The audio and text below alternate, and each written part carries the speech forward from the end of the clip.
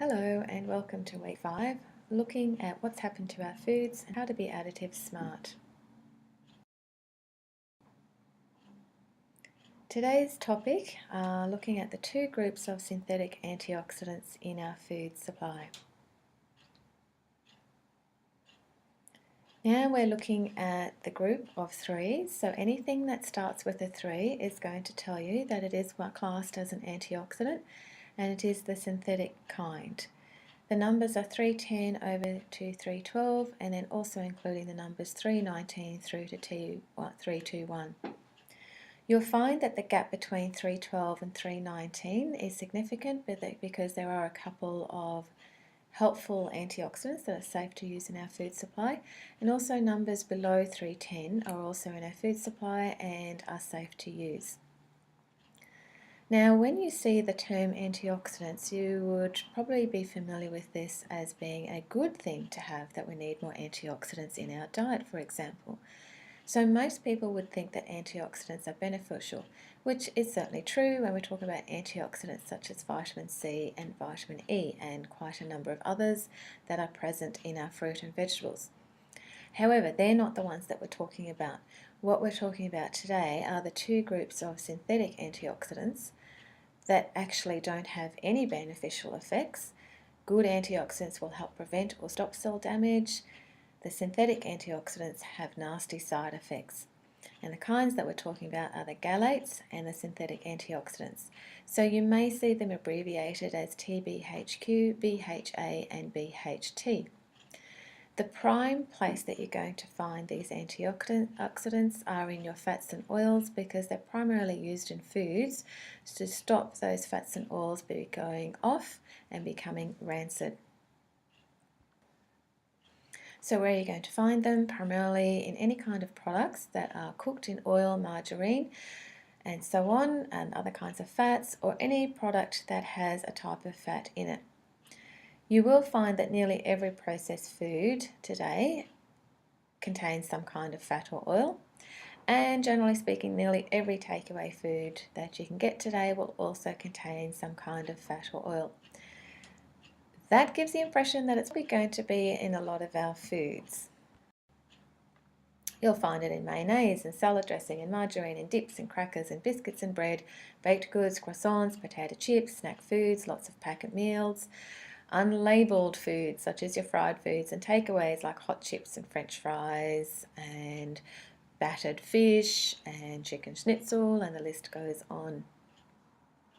So did you notice just how many food products, just from those few slides, show that a lot of our foods contain fats and oils?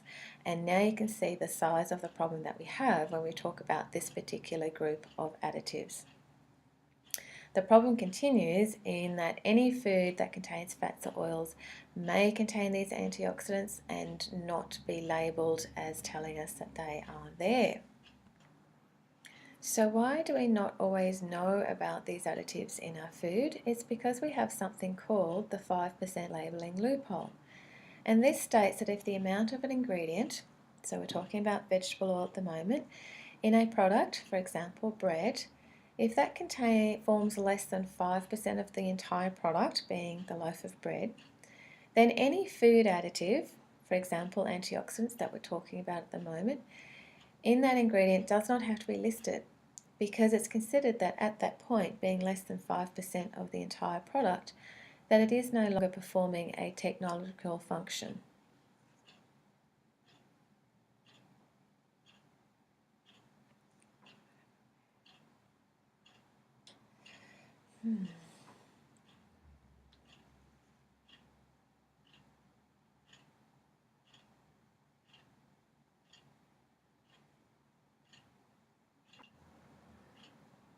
You may also find that if the antioxidants are an issue for you or your family, that the new style of natural antioxidants coming through could potentially also be causing problems. And primarily these are going to be listed as rosemary or herb extract. You can read more about this on an article that I wrote, and you have the link there for that. Antioxidants can also show up in our skincare products, in lipsticks, in cosmetics, shampoos, and so on and so on. So they are around in our cosmetics, and unfortunately, again, if you find that this is an issue for you, you're going to have to be mindful of it in the topical applications as well. So how will you know if it is a problem? A long list, unfortunately, attached to this particular group of additives. You will have the full range of food intolerance reactions such as irritability, restlessness and difficulty falling asleep. So restlessness throughout the day, that can be hyperactivity, not being able to get to sleep, and maybe also waking throughout the night. Mood swings, anxiety, depression, panic attacks, inattention, difficulty concentrating, or debilitating fatigue, just constantly tired all the time, and there's no reason for it. You can have skin issues such as eczema, urticaria, which is hives, contact dermatitis, and other itchy skin rashes, and primarily this could be due to the topical application, can also be due to it coming through in the foods as well.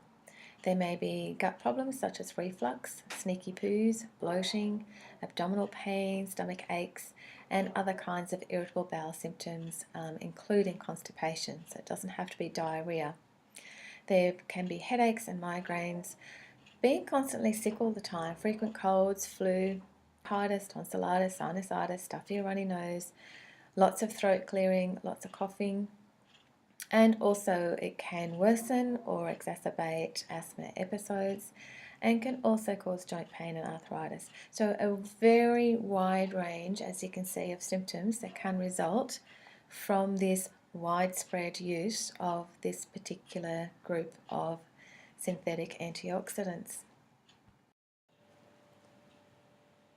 So if these antioxidants are so widespread, what are we going to do about that? The quickest solution, but not necessarily the easiest, is to simply cut back on takeaway foods or avoid them altogether, because it is the unlabeled foods, such as takeaway foods, that don't need to declare what the ingredients are and what additives are being used. They are more likely going to use this particular group of preservatives, and that's primarily because they will buy in bulk very large containers of oil.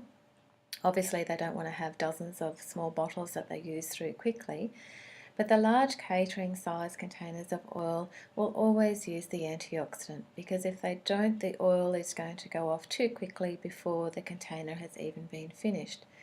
So simply by cutting back or eliminating takeaways in general, you are going to naturally remove that or really reduce the level of artificial antioxidants coming into your diet and causing problems. It is easy to make good, yummy tasting takeaways at home anyway, so you can make things like pizza, chicken and chips, Chinese, hamburgers and so on at home. So that may be something to learn how to do that.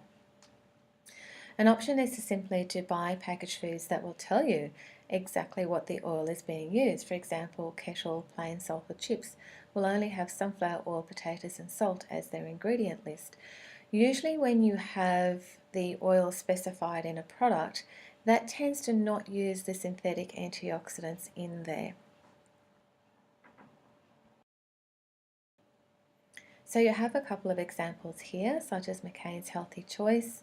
I believe this is still current. There it just has potatoes.